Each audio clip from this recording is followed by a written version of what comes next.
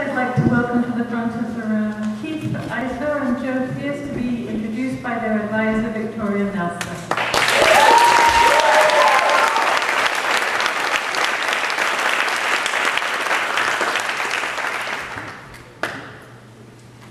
Keith Eisner's highly accomplished and gorgeously written memoir, Monsters in Paradise, has an unforgettable opening. The narrator stands in heavy surf off a beach in Samoa. He's struggling to keep afloat the boat in which his elderly mother sits when he's struck by a sudden terrible thought.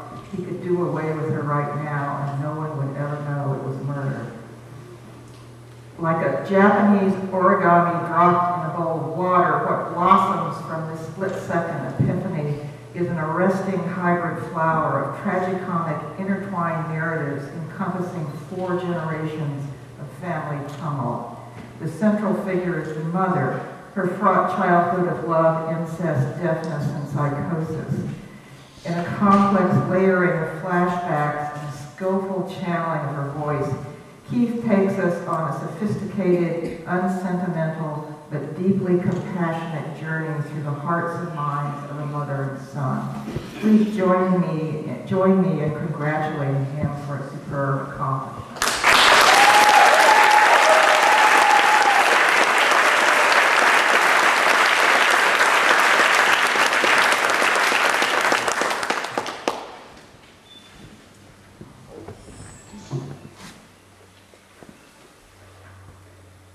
How many, raise your hands please, if in the last 72 hours you have heard these 3 words, trust the process. Or if you've said these words, okay, or thought them. Okay? When I came here 3 years ago, I was relieved to hear it spoken like a mantra. Trust the process, trust the process, trust the process. I was relieved because outside of a few poems and essays, the writing I'd done up to that point was all process. Fat notebooks full of exercises, pages of unconnected scenes, vignettes, and pithy snatches of dialogue. I assumed that at least for the first semester, I'd be free to continue filling pages impulsively, trusting they'd eventually lead to something. So, I was blown away when Dara, my first advisor, told us to come to our individual conferences not only with a reading list, which I'd expected, but a description of our proposed thesis. So I was sitting in the class with Tyler and I can't set my mind's like other people, and proposed thesis, and so I just pondered on proposed thesis. Yeah, right, I'll see you then. And once I got outside the seminar building, I'm like, thesis! Oh my God, I am not ready to write a thesis. What happened to process? What happened was a realization that this was grad school, and without some sense of product, there just wasn't going to be any process. I used to think it was lack of imagination or discipline that kept me and other beginning writers I've known from moving forward. But I think there's something more powerful at work. Fear of finishing. Process land is much less threatening than product land. You don't have to think so hard. You don't have to make the pieces fit. You can put it all off into some unspecified date. Without the imperatives of a deadline, I'd still be working on my first draft. Let me amend that. I wouldn't be working on the thesis as much as avoiding its completion through my usual pre-Goddard dodges. Micro rewrites of each paragraph, recasting the narrative in first person or then third person and back again, switching from past to present tense, changing genres, or just plain giving up. The beauty of a master's program is that when you're paying $9,000 a semester, and you've got 21 days to meet your deadline, you can't afford to hide out in previously written and rewritten paragraphs. You have to write something new every day, even if it's crappy. In her response to my first packet, Dara referred to my initial 20-page draft as your book. Wait. Did she say book? My book? Me? A book writer? I'm not ready. I didn't feel I was smart, good, or deserving enough to write a book. It would be like instead of saying, I'm practicing the piano, I'd announce to the world, hey, I'm a piano player. But ready or not, I did it. I played the piano. I wrote my book. Thank you, Derek. Thank you, Victoria. Thank you, Bea. And most of all, thank you, Debbie, for your mountains and oceans, love and support. Thank you all.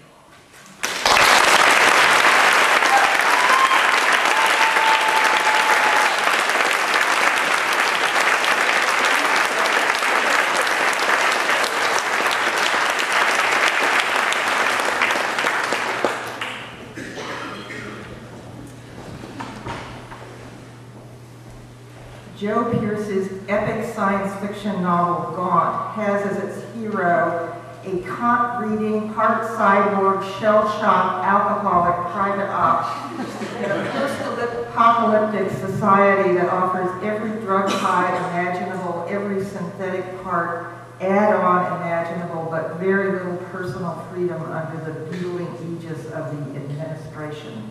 Jason Moss, killed in the 13 Years' War and revived cybernetically as a Gaunt, must navigate shifting identities, shifting loyalties, and shifting truths as time runs out for his rebooted life. Joe has furnished his richly imagined future world with its own intricate lingo of jocks, bangers, and gearboxes, and the drugs butcher and slash, a world where time is measured in lamps and you run the risk of getting degaussed or earned, which is not a good thing, neither of which is a good thing. The world of the United City-States of Northeast America, for all its Philip K. Dickian ambiance, feels like a very real place, and its denizens, cyborg and otherwise, relate to each other with the easy confidence of Raymond Chandler characters. Congratulations, Joe, for a major effort of the imagination.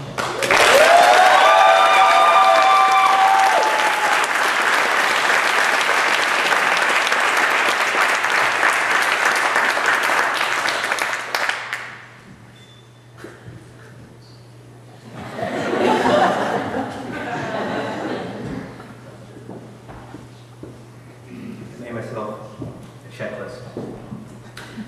All right.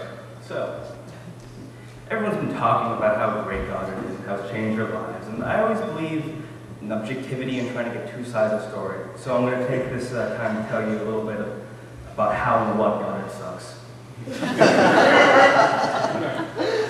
Number one, the advisors. What the hell? We didn't ask to be flayed on the rack. We didn't ask for these kind of things. We came here thinking it's an MFA. What's that going to entail? It's going to entail the beating of your life, but it's going to be the best one you ever had. Number two, your head. This one. It shrinks it down, it takes out your ego, it lets you know that there are other people in the world and that they're just as good as you or better, and that there's always somewhere you can go. And that's very important for a writer, because as we all know, we're kind of a big deal. 3,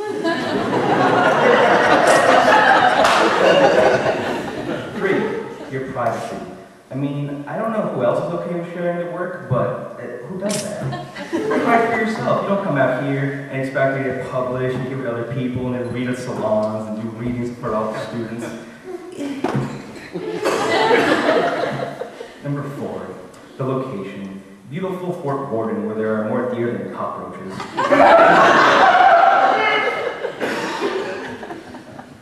One time we went for a walk in the backwoods and we found a cliff. It was a 100-foot drop. I'm not sure how I feel about living near a 100-foot drop. Number 5, the food. Number 6.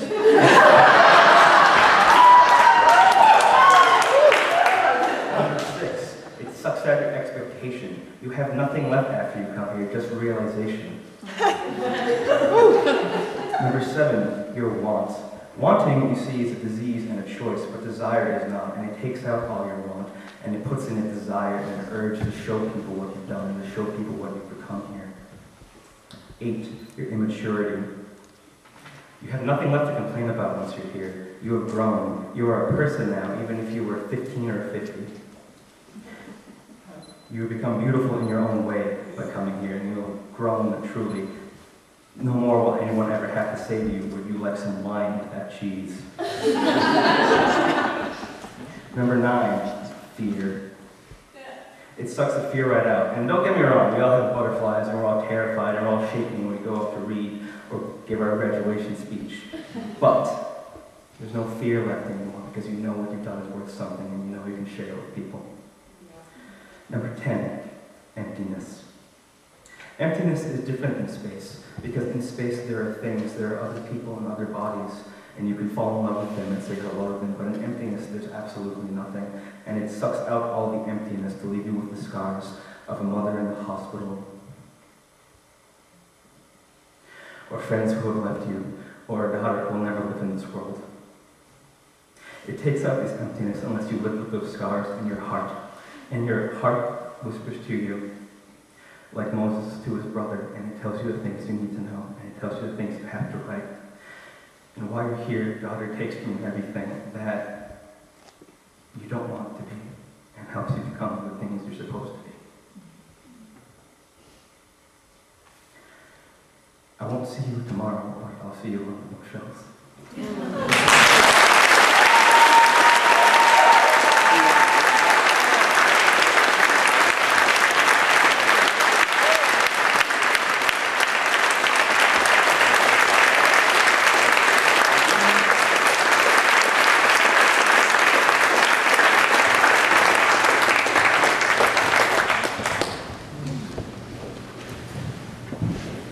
And our final group, I'd like to welcome up Kristi, and Robert Gaston to be introduced by their advisor, Juliana Spot.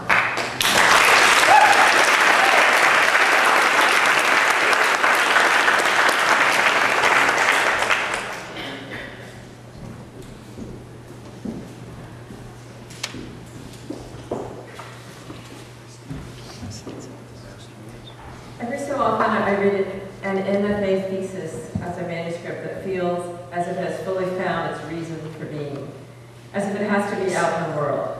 Dark Swimming by Kristi is one of these manuscripts.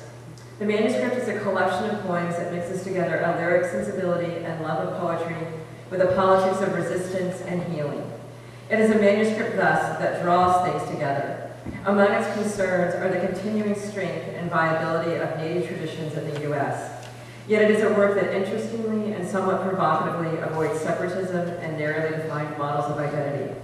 It is importantly written not about Native concerns, but from Native concerns. So Native knowledges matter in this manuscript, and they matter not just to Native peoples, but to everyone. Provocatively, Kristi has, despite writing a manuscript that knows how to use the heart-pulling conventions of the personal story, not use the pronoun I in her work. She has written a lyric collection that is not the lyric of middle-class contentment, the easily overly emotional confession, the solipsistic. Instead, her work pushes at the often falsely constructed divide between the poem of politics and the poem of personal desire. And what is exceptional about her work is that it keeps demanding that we look at how our emotions and our traditions shape us into political beings, whether we like it or not.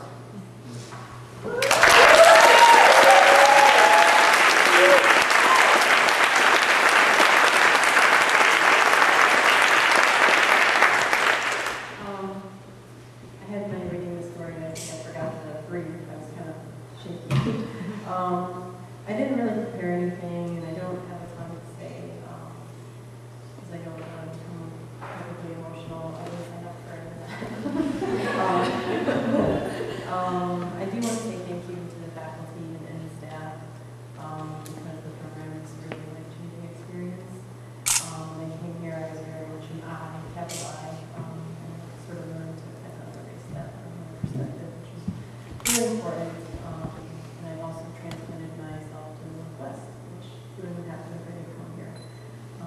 So thank you, and thank you to my mom and my sister who came a really long way from Western New York to be here supported me for my time here as a student. Thank you, everyone.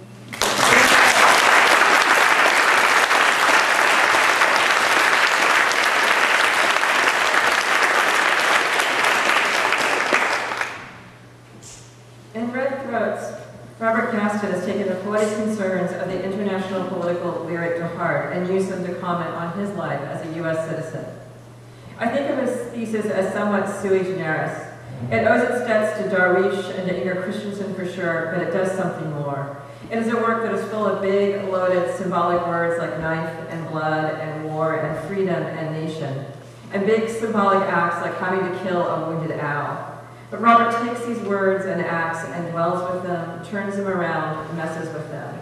And what comes out are poems that are rich with personal narratives. The narrator of these poems are that overeducated and underemployed person that we all know so well, the modern first world citizen in a time of economic downturn and war who is attempting to find connection. Red Throats ends with a poem called Unpacking My Things to Move, and here the narrator is throwing out the refuse of his first world lifestyle, and he laments his inability to tell, quote, what I cannot tell myself about broken countries, but that I think they are broken, and I want to be wrong. His is a moving and resonant thesis.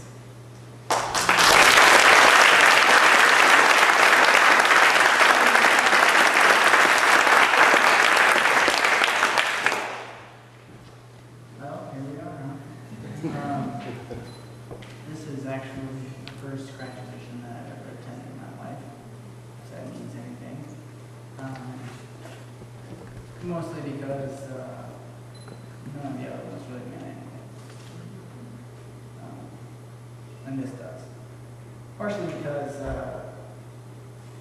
was ready to do my meet maybe after a long time. So when I got here, somebody was having a conversation about like rituals, how important they were, and I was raised Catholic, and like right before commemoration, what's that? Here. What's that? Here. Oh, I'm sorry. Communion? No, not communion. Confirmation. So right before confirmation, my family decided that they were going to be Southern Baptist. So I didn't do that. We became Southern Baptist, and then right before I accepted Jesus into my heart, I started doing LSD and decided it was a bunch of bullshit.